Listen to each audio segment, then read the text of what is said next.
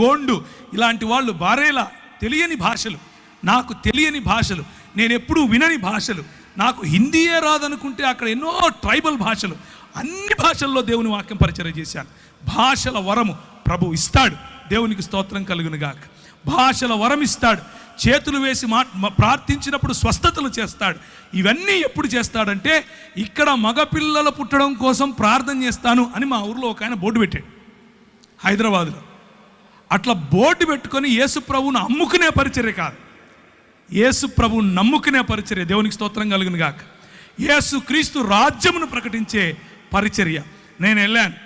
నాకు అప్పుడు కరెక్ట్గా ఇప్పుడు నాకు 21 సంవత్సరం, ఊరు తెలియదు, ఏం తెలీదు. అదే ఊరిలో 11 సంవత్సరాలు. నేను 2011లో తిరిగి హైదరాబాద్కు తిరిగి వచ్చాను. నేను వెళ్ళేటప్పుడు ఎడ్వర్డ్ అన్న నాకు తెలుసు, నేను వచ్చిన తర్వాత ఎడ్వర్డ్ అన్న నాకు తెలుసు. కానీ